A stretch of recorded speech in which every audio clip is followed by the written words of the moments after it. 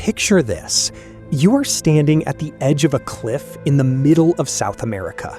No road got you here, not one. And over that cliff, 741 feet straight down, the most spectacular curtain of falling water on Earth crashes into a pool so deep, nobody has ever measured it. Now, here's what no one tells you about this place. This country speaks English. Not Spanish, not Portuguese, English. It is the only country in South America that does.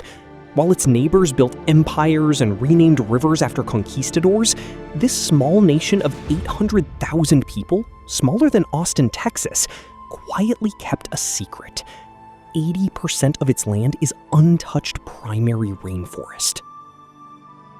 More jaguars per square mile than almost anywhere on Earth.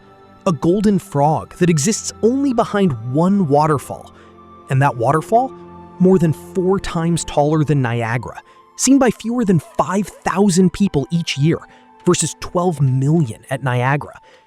And that's just the beginning. There's a pot of stew in a Georgetown kitchen that has never been turned off in 27 years. There's a woman from Chicago who became president of a South American country. There's a mountain so ancient and so isolated that the creatures living on its summit evolved into species found absolutely nowhere else on Earth, and it inspired the greatest Lost World story ever written. And beneath all of it, the newest oil discovery on the planet is about to make this rainforest nation one of the wealthiest countries per capita on Earth. How does a country this wild, this beautiful, this extraordinary remain the best kept secret in the Western Hemisphere? That's what we are going to find out together. Grab a coffee, settle in, and let me take you to Guyana, the land of many waters. Geography and climate. Your plane descends through cloud into Georgetown, and the first thing you see from the window is water. Everywhere. Not ocean, rivers. Brown, thick, muscular rivers reaching toward the coast. That is the Essequibo, 620 miles long, 3 miles wide at the mouth. It drains 60% of this entire country into the Atlantic before most people notice it exists. Guyana covers about 83,000 square miles, roughly the size of Idaho. But forget Idaho. Nothing about this country feels like Idaho. 80% of the land is primary rainforest, one of the highest percentages in the Western Hemisphere. The other stretch south is the Rupununi, a vast golden savanna that feels like Africa dropped into South America by accident. Here's the fact nobody believes at first. Georgetown, the capital, sits 3 to 5 feet below sea level. The ocean is literally above the streets. What keeps it dry? 280 miles of seawalls built by Dutch colonizers starting in the 1600s. They drained a swamp and built a city, and that city has been holding back the Atlantic ever since. The climate? 79 to 86 degrees year-round. No winter. 2 rainy seasons, May through June and November through January. The humidity hits you the moment you step off the plane. And then you stop caring, because the light here, through river mist and forest canopy, is like nothing you have seen. In the south, the Guyana Highlands. Ancient tabletop mountains called TEPUIS pierce through cloud at up to 9,000 feet. The rock beneath them, 1.7 billion years old. Some of the oldest exposed stone on Earth. The Amazon has famous rivers. Guyana has something older. A landscape from the beginning of time. People and identity. Let me tell you who lives here.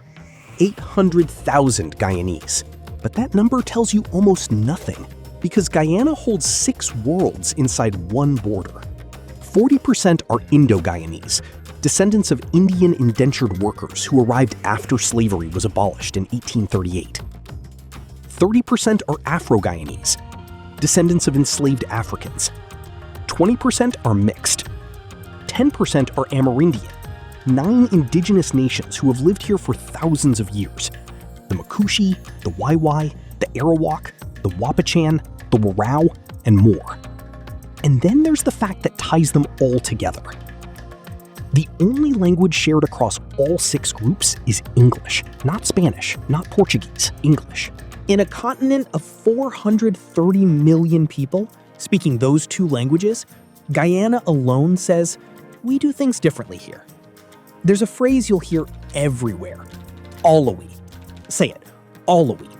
Guyanese Creole for all of us together. 6 ethnic groups, 9 indigenous nations, 1 seawall holding back the Atlantic, and somehow it works. That is Guyana's culture soul word. Here's the name to know: Cheddi Jagan, a dentist's son from the sugarcane fields who fought British colonial rule and became the first elected leader of independent Guyana in 1966. His wife, Janet, was born Janet Rosenberg in Chicago, Illinois. She moved to British Guyana in 1943, married Cheddi, and in 1997 became president of Guyana, the only US-born head of state in the history of South America. A girl from Chicago ran a country on the other side of the world. You cannot make that up. Capital versus countryside. Georgetown from above looks like what the Dutch intended: a grid, canals where streets should be, wide boulevards lined with flamboyant trees, dropping red flowers like snow. The oldest wooden cathedral in the Western Hemisphere, St. George's, built in 1889, still stands in white Victorian splendor. At the heart of the city, Stabroek Market, a cast-iron clock tower from 1881, presides over a labyrinth where you can buy a live chicken, a bag of cassava, a phone case, and a bowl of PEPPERPOT, all within 50 feet. This is where Georgetown breathes. Then there's the seawall. At 5 p.m. every day, half of Georgetown walks here. Not to swim, the current is too dangerous. To fly kites, to eat corn soup from a plastic bowl, to sit with someone they love and watch the Atlantic turn orange at sunset. The seawall is Guyana's Central Park, its Times Square, its Lover's Lane. Everything happens here. Now drive 4 hours south, past the red bauxite dirt roads, into the Rupununi. Everything changes. The city grid falls away. The forest thins into open savanna. Howler monkeys announce your arrival before you see them. Cattle ranches run by Makushi families stretch to the horizon. Children ride horses to school. The nearest ATM, 200 miles away. At Anai, you sleep under a mosquito net and listen to the forest rearrange itself in the dark. 2 worlds, 1 country. Connected by a red dirt road, a horse, and a phrase, all a we. You've made it through the first part of our journey. If you're loving Guyana so far, drop a 1 in the comments below, because what's coming next, you don't want to miss. Stay with me, my friend. You hear them before you see them. A sound like a dog bark crossed with a baby crying. Then the black water breaks open, and there they are, 6 feet long, glossy brown, moving like something designed by a fever dream. Meet the giant river otter, the largest otter on Earth, and one of the most endangered mammals in South America. Guyana holds one of the last viable populations. They live in family groups called romps, 4 to 8 individuals, and they hunt as a team, driving fish into shallows with a vocabulary of 22 distinct vocalizations. 22! More distinctions than some primates. They are also, by every measure, the apex drama queens of the river system. They wrestle their prey loudly. They argue over fishing spots. Young males show off for females. A romp discovering a new stretch of river sounds like a middle school cafeteria. And they hold their fish with 2 paws, sitting almost upright in the water, eating face to face with you from 10 feet away as if you interrupted their dinner and they want you to know it. Here is the conservation story. In the 1960s and 70s, giant river otters were hunted nearly to extinction for their pelts, sold to European fashion houses. By 1970, they were gone from most of South America. Then Guyana held on. Strict hunting bans, remote rivers, and the otters came back. Today, in the Rupununi's Rewa River, you can watch a romp surface and spend an hour deciding whether to continue swimming or just sit there being magnificent. Usually they choose magnificent. CHUTNEY-SOCA. Close your eyes. Picture a sound. Steel drums from the Caribbean. A dholak, the two-headed drum from India, pounding underneath. A voice singing in both Hindi and Creole in the same verse, switching languages mid-phrase like it is the most natural thing in the world. That's CHUTNEY-SOCA, and Guyana helped give it to the world. Drupati Ramgunai pioneered it in the 1980s in the Indo-Guyanese communities that kept their grandparents' music alive while mixing it with the soca energy of the streets. Her early recordings shocked purists and electrified dance floors. Within a decade, CHUTNEY-SOCA was the sound of carnival across the entire Caribbean. In Guyana, the sound runs deeper. Go to a wedding in the Quarantine, the Indo-Guyanese heartland on the eastern coast. The ceremony starts with ancient Hindu ritual, mantras chanted from Sanskrit texts, unchanged for 2,000 years. By midnight, the same family is outside playing a dholak at full volume while 3 generations dance together. Sacred and joyful are not opposites here. They are the same song. And in the deep Rupununi, around a fire in a Makushi village, you will hear something older still. A turtle shell drum, a flute carved from bamboo, a melody that sounds like the river itself has learned to hum. No recording of it exists. It is meant to be heard only by the people who live there, under that specific sky. That is the music Guyana does not export. It keeps it close. PEPPERPOT, DEMERARA sugar, and Eldorado rum. Every culture has a dish that explains it.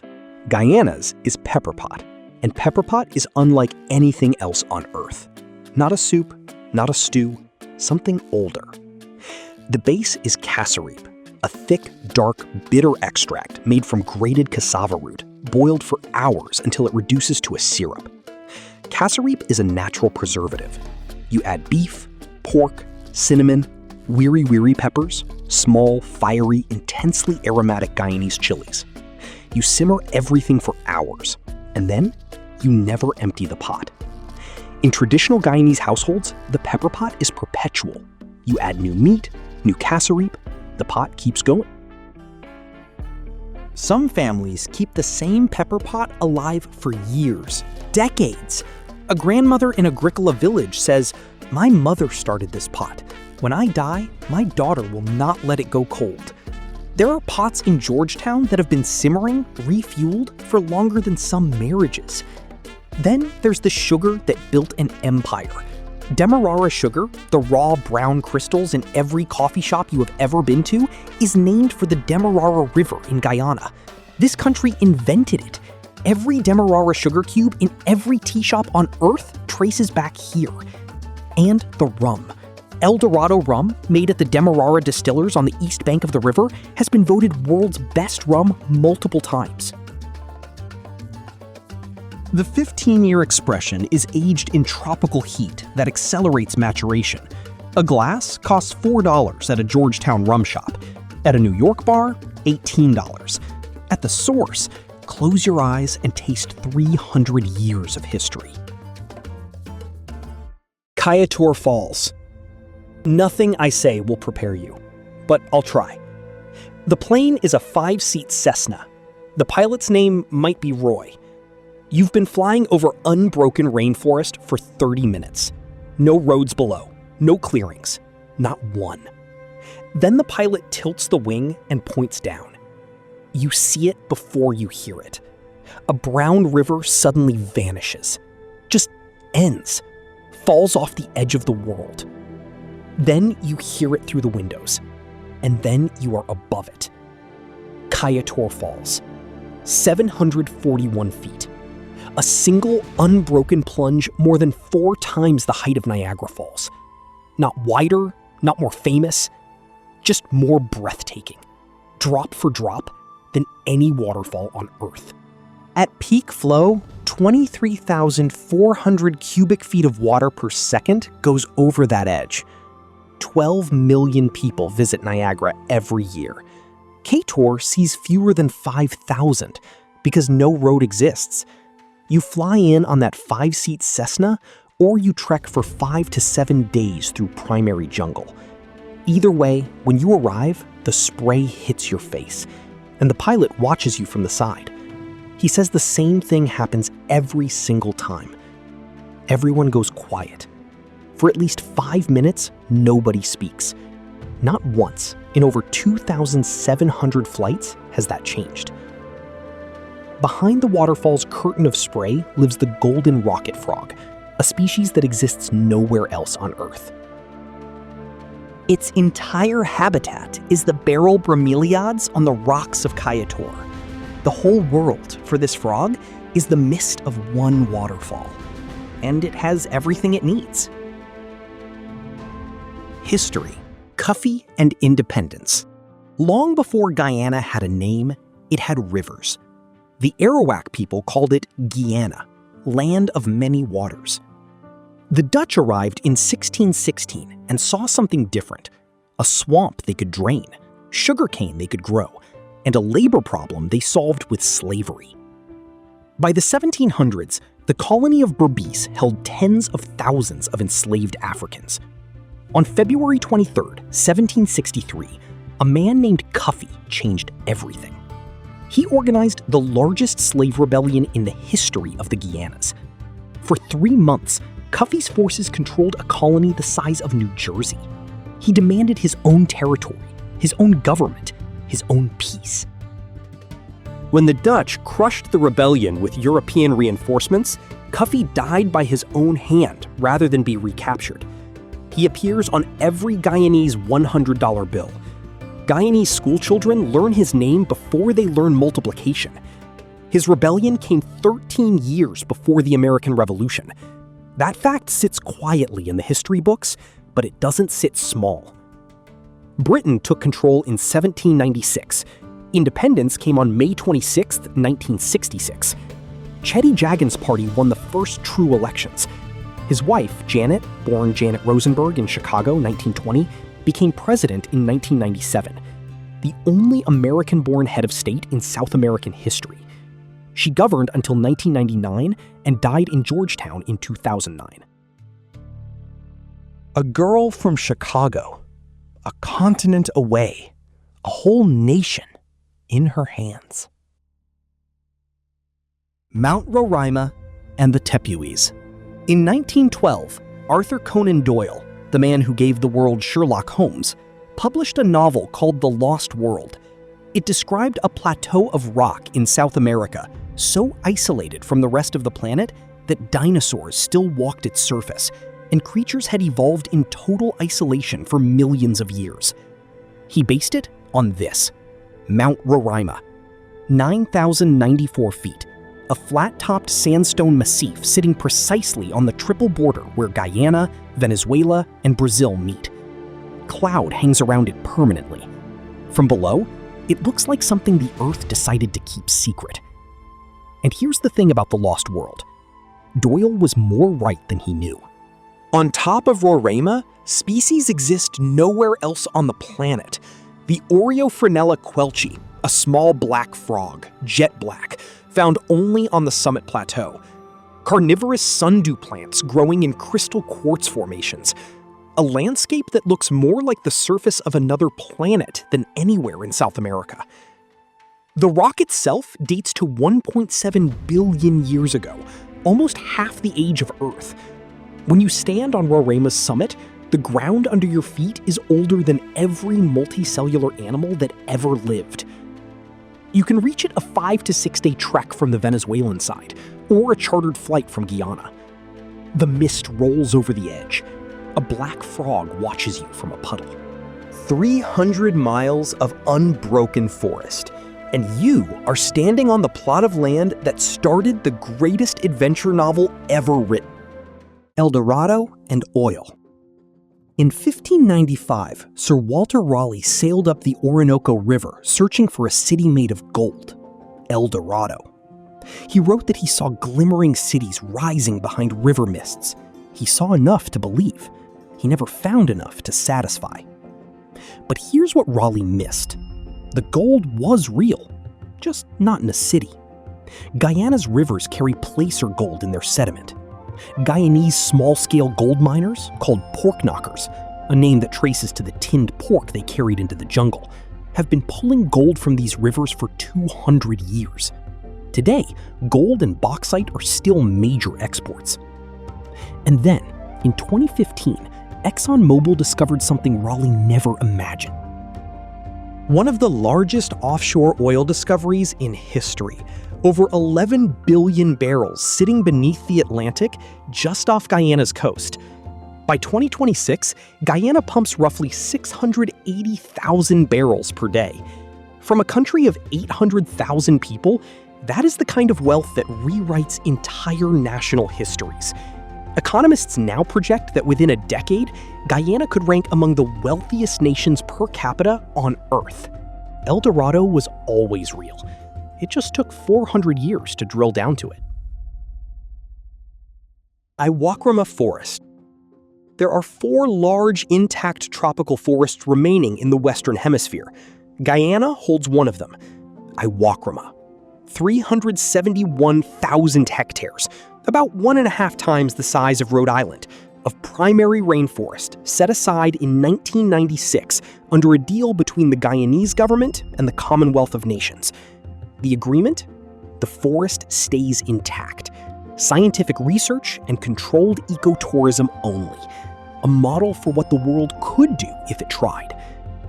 What lives in Iwokrama? 15 species of primate, harpy eagles, over 500 bird species, jaguar, giant river otter, and arapaima in the rivers. At Iwokrama River Lodge, a canopy walkway runs 150 feet above the forest floor and 584 feet long.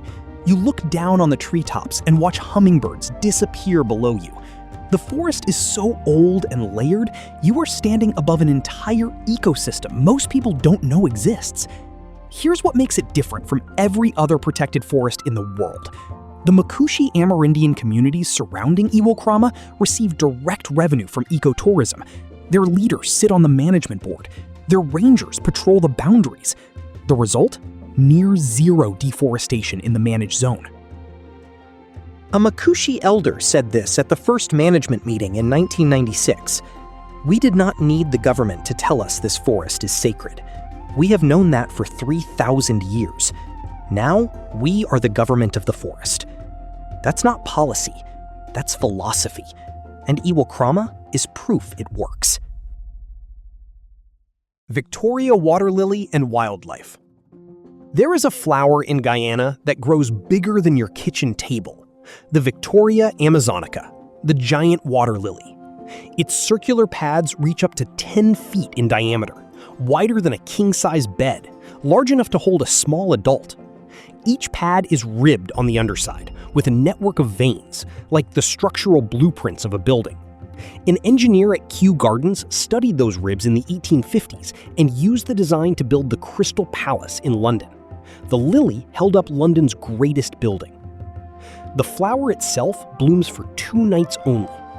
First night, pure white, smelling of pineapple, warming to 95 degrees to attract beetles. Second night, it turns deep pink and releases its pollen. Then, it closes forever and sinks back into the water. 2 days to exist, perfectly, unforgettably, then gone. It is the national flower of Guyana. While you watch the lily, look up. Guyana has 900 bird species. The scarlet macaw, the cock of the rock, a male so impossibly orange-red, he looks like someone spilled a sunset on a bird. And in the river below, the arapaima, 10 feet long, 440 pounds, the largest scaled freshwater fish on Earth. It breathes air, surfaces every 5 to 20 minutes to gulp. Makushi fishermen say that when the arapaima surfaces, the river is telling you something. Pay attention. The Rupununi and Makushi culture. Drive south from Georgetown, and the world shifts every hour. Coast gives way to forest. Forest gives way to savanna. By the time you reach the Rupununi, 10,000 square miles of grassland at the foot of the RORAIMA Mountains, you have traveled not just through geography, but through time. The Makushi people have lived here for thousands of years. They are cattle ranchers and cassava farmers, river navigators and astronomers, and the guardians of a knowledge system that still works when every modern system would fail. Their elders carry medicinal plant knowledge that pharmacologists are only beginning to map. At harvest time, the whole community builds a binab, a round communal house, and brings every family's food together.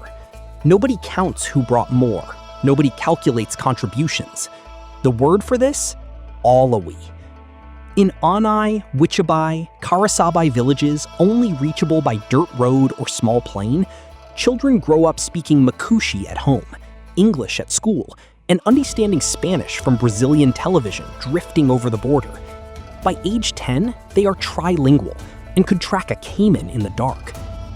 Horseback riding into the Rupununi at dawn, crossing a river swollen from overnight rain, watching a giant anteater move across the grass like a slow gray phantom, this is what Guyana protects. MASHRAMANI Festival. Every year on February 23rd, something extraordinary happens in Georgetown. The seawall disappears under people. The streets fill with color so dense, it looks like the whole country has decided to become a painting. Steel bands argue with each other from competing flatbed trucks. Children in costumes designed since October pour into the road. And the sound? Steel drums, a CHUTNEY-SOCA band, a Hindu devotional choir warming up 4 blocks over, merges into something unmistakably, irreducibly Guyanese. This is MASHRAMANI. MASH for short. Republic Day, February 23rd, 1970, the day Guyana declared itself a republic. The name comes from the Arawak. MASHRAMANI means celebration after hard cooperative work. The work of building something from nothing. The work of 6 ethnic groups deciding, over and over again, to stay in the same country. The float competition is the centerpiece. Schools and communities spend months building them. The winners carry national pride for a full year. The judging is fierce. The rivalry is real. And when the winning float passes the judges' stand and the crowd erupts, Afro-Guyanese, Indo-Guyanese, Amerindian, Chinese Guyanese, everyone erupts together. A Georgetown schoolteacher told me, on MASH Day, Guyana doesn't remember its problems. It only remembers what it built. That's enough. For one day, that's everything. Weeks before the main event, CHUTNEY-SOCA competitions run nightly across the city. The pepper pot comes off the stove and goes to the street, and the dolak plays, and the steel drum plays, and all of us, dance. All right, my friend, here's everything you need to make Guyana happen. Best time to visit? September through November. Dry season, trails open, rivers manageable, wildlife concentrated along water sources. Or February through March for MASHRAMANI and the Rupununi dry season. Avoid May through June and November through January, peak rainy seasons. Interior trails can close without warning. Getting there? Flights from JFK to Chetty Jagan International Airport run $450 to $750 round trip via American Airlines or Caribbean Airlines, connecting through Miami or Port of Spain, Trinidad. From LAX, $600 to $950. Total travel time with connections, 8 to 11 hours. Budget breakdown. Georgetown Hostel, $35 to $60 per night. Mid-range hotel, $80 to $150. Kaieteur Falls day tour by small plane, $200 to $400. This is non-negotiable. Do it. Rupununi Lodge all-inclusive. Cayman House, Rockview, Wichabai, $200 to $400 per day, including meals, guides, and excursions. Iwokrama River Lodge, $150 to $250. Street Roadie and Curry, $2 to $4. El Dorado 15-year rum at a bar, $4 to $6. Visa, Americans get 30 days visa-free on arrival. Show a return ticket and hotel booking. Money. Guyanese dollar. 1 USD is roughly 208 GYD. ATMs in Georgetown and Lethem. Cash is essential once you leave the coast. 3 rules. Traffic drives on the left. British legacy, like Jamaica. Ask permission before photographing anyone in Amerindian communities. This is sacred, not a suggestion. And if someone offers you food, accept it. Refusal is considered deeply rude here. The pepper pot will be worth it. Picture it one more time. A 5-seat Cessna banking over the Essequibo. Below, 620 miles of river, 80% of a country in unbroken green. A waterfall nobody has found the bottom of. A mountain with creatures from before humans existed. A pot that has been simmering in a Georgetown kitchen for 27 years. A woman from Chicago who ran a country on the other side of the world. A Makushi elder who is the government of his forest. You will leave Guyana with something you can't quite name. Something that tastes like PEPPERPOT and DEMERARA rum. Something that sounds like a steel drum against a dolok in a February street. Something that feels like the spray of 741 feet of falling water hitting your face for the very first time. Because Guyana isn't just a country. It's proof that you can hold 6 worlds inside one border, build a city below the ocean, hide the mightiest waterfall in the Western Hemisphere in plain sight, and invite everyone, all to belong. If Guyana just made your bucket list, drop all in the comments below. That's the spirit of this place, all of us together. If this journey moved you, hit like, subscribe, and ring the bell so you don't miss the next country we discover together. Now tell me, where should we go next? Japan, Morocco, Bhutan, or Peru? Drop your guess below. And share this with the friend you want to explore Guyana with. Until next time, my friend. Gone, not goodbye, from Guyana.